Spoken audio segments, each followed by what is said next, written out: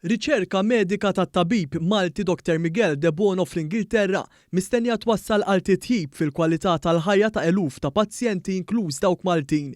Ir-riċerka hija dwar testijiet li jagħmlu pazjenti li għal tul ta' żmien għal xi raġuni medika ikollhom jieħdu l-steroids u kawża ta' dan tiżviluppalhom komplikazzjoni li tista' tkun serja. F'intervista ma' dan l-istazzjon il-konsulent endokrinologu li huwa speċjalista tal-ormoni spjega l-iskariġġ li kienu jgħaddu minnu dawn il-pazjenti. U pazjenti meta ma jkollux cortisol jibda jħossu għajjien, stordut, kollu ġiħad fil-ġisem. Allura aħna meta jirreferu dawn il-pazjenti nagħmlu testijiet li huma daqsxejn komplessi. Nġibu l-pazjenti ġew l-isptar, rridu nfittxulu appuntament, jidħol, nieħdulu d-dem, nagħtuh injection, nerġgħu nieħdulu d-dem, jiġifieri proċess daqsxejn komplikat. Ir-riċerka ta' tabib De Bono flimkien ma' tim minn Sheffield Teaching Hospitals u ried li hija waħda effiċjenti u ta' benefiċċju għall pazjenti. Ħsibna li nagħmlu studju fejn nimmeġerjaw il-cortisol ġol saliva, ġol bżiet. U t-test jagħmlu il-pazjenti id-dar.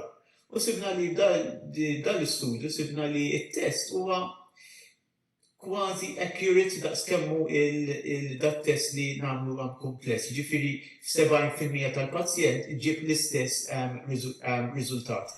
Fl-istudju li sar fost il-pazjenti fl-Ingilterra ħareġ li 83% wieġbu li jippreferu jagħmlu dawn it-tip ta' testijiet f'darhom.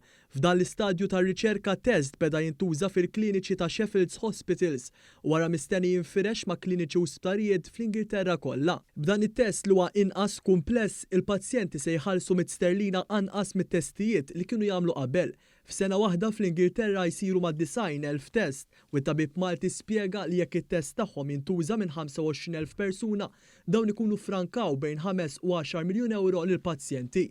Hawnhekk Dr. Miguel De Bono spjega kif ħaddiema tas-saħħa mill-isptarijiet Maltin grazzi għal ftehim bejn il-Gvern u l-Università ta' Sheffield se jkollhom sehem f'din ir-riċerka li eventwalment wassal biex dawn it-tip ta' testijiet jiġu introdotti f'pajjiżna.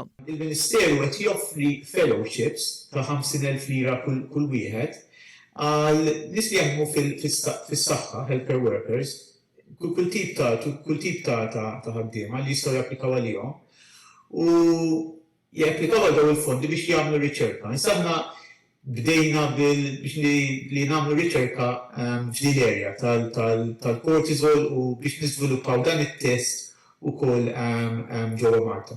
Fil-fatt għamilna l-interviews u intażlu ġiex registrars Maltin. F'Malta hawn 7,000 persuna li jieħdu l-steroids orali u 17,000 persuna li jieħdu steroids bl-inhalers għal tul ta' żmien, xi ħaġa li tista' twassal għal dik li tissejjaħ insuffiċjenza adrenali.